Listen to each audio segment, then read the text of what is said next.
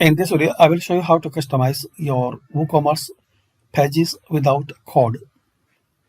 Store Customizer, a free store customizer plugin.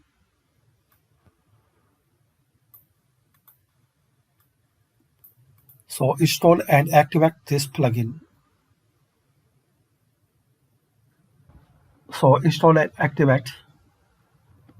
Guys, if you are facing any problem to use this plugin or you need to help how to use this plugin,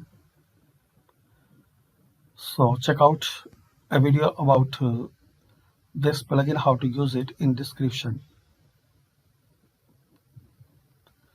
And after activation, share your experience. So this is the short and basic video, guys, to inform how to customize your WooCommerce store using this plugin. Thanks for watching.